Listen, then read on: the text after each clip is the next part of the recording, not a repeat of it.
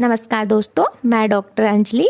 आज मैं आप लोगों के लिए लेके आई हूँ टाइफाइड फीवर के बारे में जानकारी कि टाइफाइड फीवर होता है वो क्या होता है, कैसे होता है, इसमें हमें कैसे बचा जा सकता है, क्या हमें टेस्ट करवाने चाहिए, क्या हमें उससे खाने पीने का ध्यान रखना चाहिए। टाइफाइड फीवर होता है, इसको हम एंट्रिक फीवर के नाम से भी जाना जाता है, आंतरिक ज्वर के नाम से भी जानते हैं। साथ ही साथ में हम टाइफाइड फीवर है उसको मियादी बुखार के नाम से भी जानते हैं। मेनली इसमें क्या होता है कि जो टाइफाइड फीवर है इसका जो कोज है, इसका जो बैक्टीरिया होता है वो साल्मोनेला टाइफी बैक्टीरिया होता है। और ये कैसे होता है कि जैसे दूषित हमारा पानी है या दूषित खाना है, उसकी वजह से हम ये साल्मोनेला टाइफी बैक्टीरिया है वो उस दूषित पानी में और भोजन में रहता है, और उसको अगर हम खा लेते हैं या पी लेते हैं तो उससे हमें टाइफाइड फीवर होता है। अगर इंक्यूबेशन की पीरियड्स की बात करते हैं तो 1 से 2 वीक का रहता है। अब इसमें क्या क्या सिम्टम्स होते हैं, सबसे पहले कि ये बुखार होता कैसे है। तो सबसे पहले क्या होता है कि जैसे हमने जो भी कंटामिनेटेड फूड था, जैसे कि पानी है या भोजन है, वो हमने खा लिया या पी लिया, तो मुंह के जरिए से ये क्या होती है, हमारी जो इंटेस्टाइन है या आते हुए उसमें चला जाता है। 2 से 3 वीक तक वहाँ पर रहता है। देन उसके बाद में क्या करता है, ये मल्टीप्लाई कॉलोनी वहाँ पे डेवलप करता है, और उसके बाद में वहाँ पे क्या होता है, जो इंटेस्टाइन की जो वॉल होती है वहाँ पे चिपका रहता है। देन धीरे धीरे क्या करता है, ये इंटेस्टाइन की जो वॉल है उसको डैमेज करने लग जाता है। डैमेज करने के कारण क्या होता है, वहाँ की जो ब्लड स्ट्रीम से क्या होता है कि जो बैक्टीरिया है उसमें एंटर कर जाता है। देन उससे वो क्या होता है, वहाँ के ऑर्गन्स है, टिश्यूज है या सेल्स में चला जाता है। सेल्स में जाने के कारण क्या होता है कि हमारी जो बॉडी की इम्यूनिटी जो सेल्स होती है वो उसको कम्प्लीटली रूप से आइडेंटिफाई नहीं कर पाती है। इसके कारण इसमें जो सिम्टम्स डेवलप होंगे, जैसे कि बहुत ज़्यादा तेज़ बुखार रहेगा, 103 से 104 डिग्री तक बुखार रहता है। इसमें बहुत ज़्यादा पेशेंट को थकान रहेगी, कमजोरी रहेगी, चक्कर आ सकते हैं। साथ ही साथ में इसमें क्या होता है, लूज मोशन की शिकायत मिलती है कि पेशेंट को डायरिया रहता है, दस्त लगते हैं। साथ ही में अगर सीवियर कंडीशन होती है तो चेस्ट में कंजेशन हो सकता है। साथ ही साथ में टाइफाइड में मेनिंजाइटिस की कंडीशन भी डेवलप हो सकती है, अगर सीवियर कंडीशन में अगर हमने स्टार्टिंग में ध्यान नहीं दिया तो इसमें सिम्टम्स की जैसे मैं बताऊं कि बहुत ज़्यादा बुखार हो गया आपको, इसमें साथ ही साथ में जैसे कि अब बहुत ज़्यादा चक्कर भी आ सकते हैं क्योंकि डायरिया हो रखा है। डायरिया से क्या होता है, डिहाइड्रेशन की कंडीशन डेवलप हो जाती है। तो डायरिया और वॉमिटिंग है, दोनों क्या करेगा कि हमारे बॉडी में जो फ्लूइड है या इलेक्ट्रोलाइट्स है उनको क्या होते हैं, उसके जो बैलेंस है वो इम्बैलेंस हो जाएगा। साथ में उनकी कमी होने के कारण क्या होता है, बहुत ज़्यादा वीकनेस आती है, हेडेक, चक्कर आने स्टार्ट हो जाता है। साथ ही साथ में क्या होता है, जैसे बुखार के 4 से 5 दिन बाद में हमारे जो चेस्ट है, फेस है या गले के अंदर क्या होता है कि छोटे छोटे डॉट कलर के स्पॉट हो जाते हैं, जिन्हें रोज स्पॉट के नाम से भी जाना जाता है। और ये क्या होता है कि बुखार के 3 से 4 दिन बाद में डिसअपीयर होना स्टार्ट हो जाते हैं। अगर हम इन्वेस्टिगेशंस की बात करते हैं तो हम इसमें सीबीसी करते हैं। सीबीसी के अंदर जैसे कि डब्ल्यूबीसी है वो फाइट कर रही है हमारी बॉडी के अंदर, तो इसमें क्या होता है कि जो डब्ल्यूबीसी का जो रेशियो होगा वो बहुत ज़्यादा डिक्रीज मिलेगा, या डब्ल्यूबीसी बहुत ज़्यादा क्या होती है, बढ़ी हुई मिलेगी।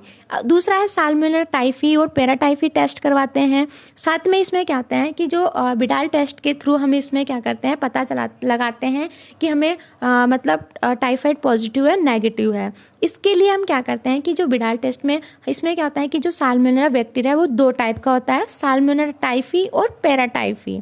तो जो साल्मोनेला टाइफी है इसमें जो एंटीजेंस होता है उसमें साल्मोनेला टाइफी ओ और साल्मोनेला टाइफी एच होता है। ये दोनों में क्या करते हैं, हम इनका रेशो देखते हैं कि 1/80 से अगर नीचे जा रहा है तो टाइफाइड नेगेटिव है, अगर 1/160 से अबोव जा रहा है तो टाइफाइड पॉजिटिव है। साथ में इसमें क्या करते हैं, यूरिन और स्टूल का हम कल्चर टेस्ट करवाते हैं 2 से 3 वीक के बाद में।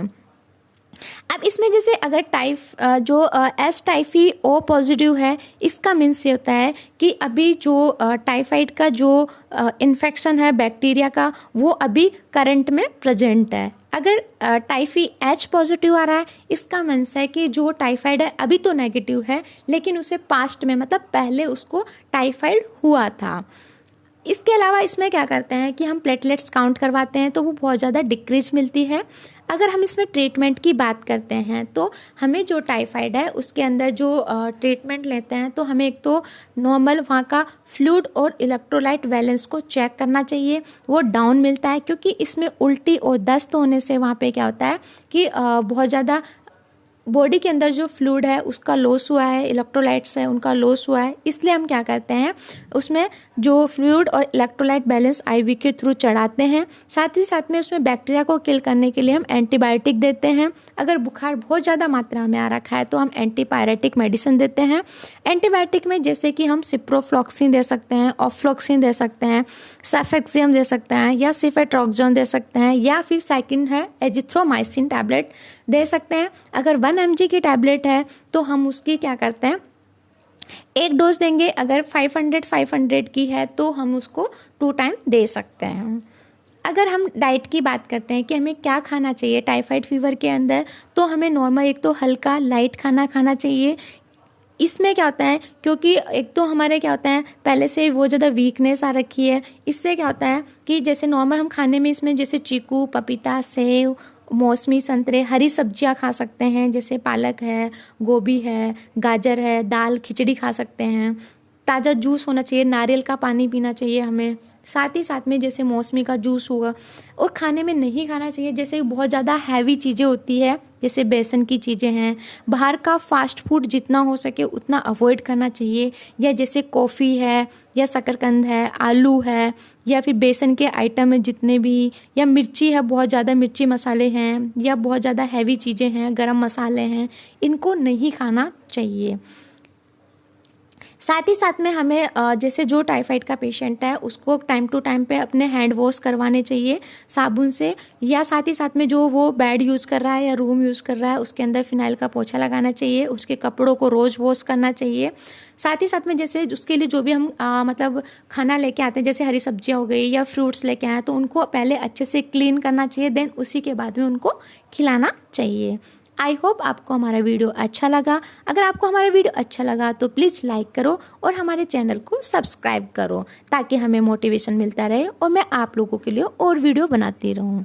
Thank you. अगर आपको टाइफाइड से रिलेटेड कोई भी क्वेश्चन है या कोई भी क्वेरी है तो आप मेरे कमेंट बॉक्स में कमेंट करके मुझसे पूछ सकते हो। Thank you.